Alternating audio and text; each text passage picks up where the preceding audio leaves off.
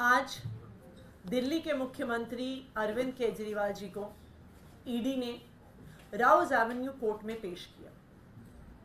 Rouse Avenue court में मुख्यमंत्री अरविंद केजरीवाल जी के लिए दलीलें वकीलों ने नहीं रखी।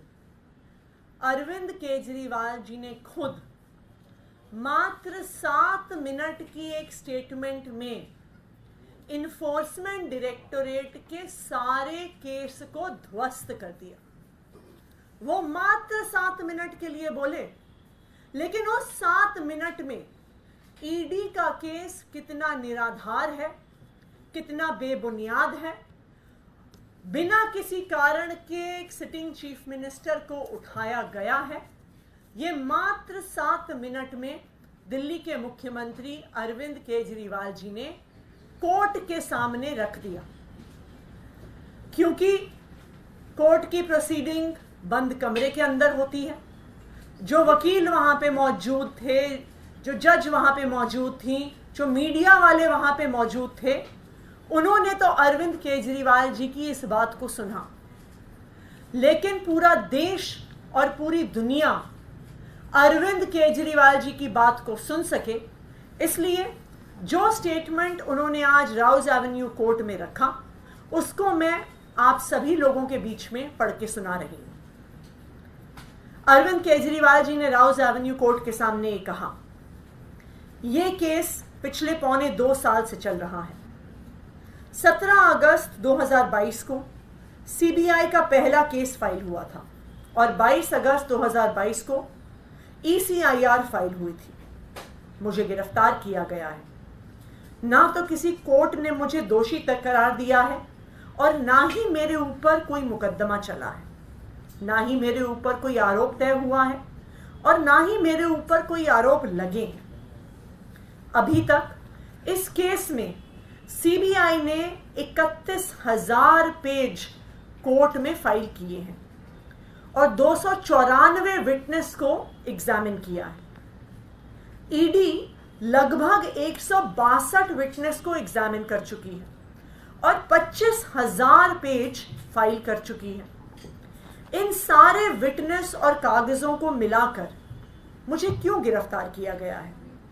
मेरा नाम सीधे सीधे सिर्फ 4 स्टेटमेंट में आता है, उसे मैं आपके सामने रखने की इजाजत चाहता हूं। मेरा नाम 4 जगह आ रहा है।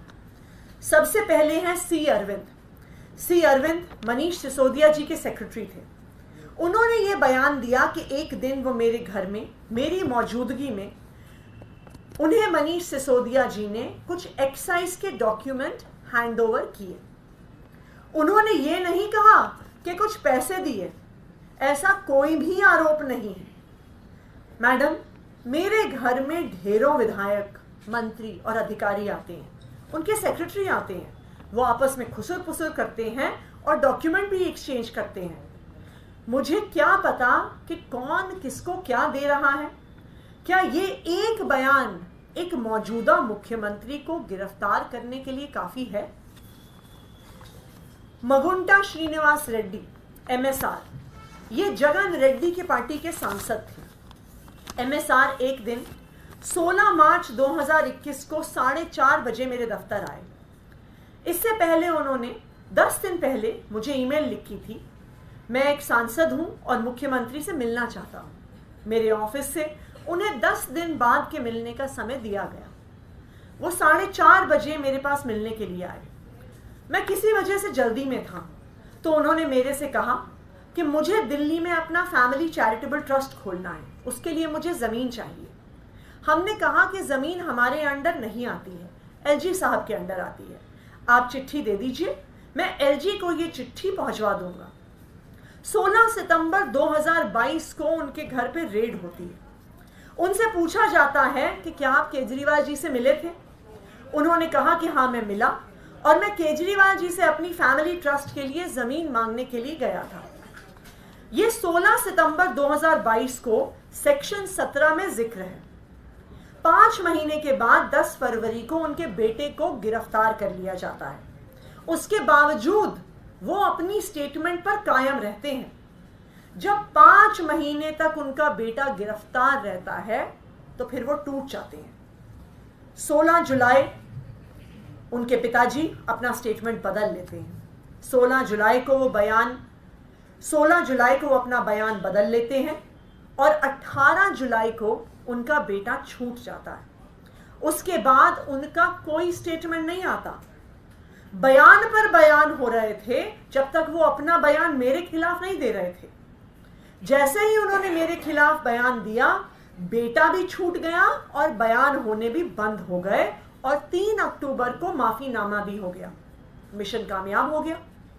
इसका मतलब ईडी का मकसद केवल और केवल मुझे फंसाना था। सेक्शन 50 में एमएसआर के 3 स्टेटमेंट हुए, तीनों बराबर हैं। इनमें से एक एक स्टेटमेंट को ही तवज्जो क्यों दी गई? क्या जांच की गई कि इनमें से एक सही है और बाकी 2 गलत हैं? जो 25,000 पेज ईडी ने फाइल किए, उन 25,000 पेज में जो केजरीवाल के खिलाफ वाला स्टेटमेंट है सिर्फ उसको लगाया गया, बाकी दोनों स्टेटमेंट्स दबा दिए गए। आखिर ऐसा क्यों है?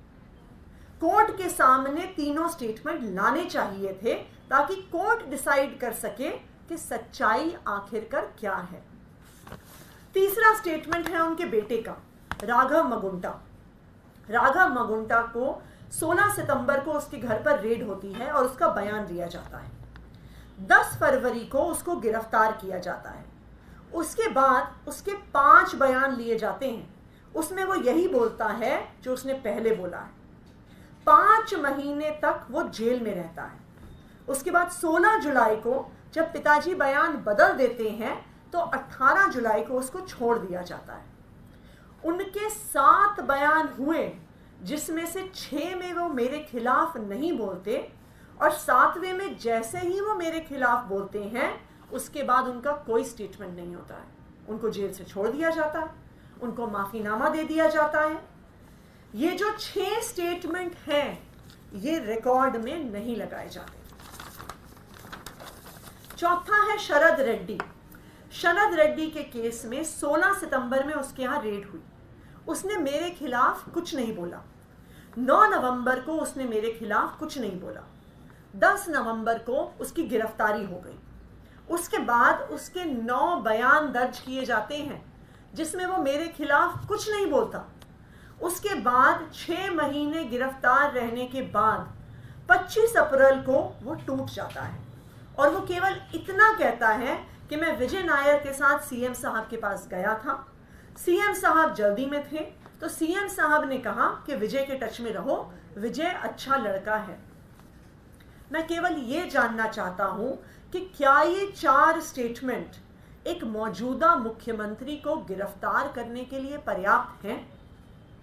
नंबर 2, जो 30,000 पेज फाइल किए गए हैं, ये 30,000 पेज के अलावा 1 लाख पेज ईडी के दफ्तर में पड़े हुए हैं जो हमारी बेगुनाही साबित करते हैं, जो हमारी बेगुनाही के सबूत हैं।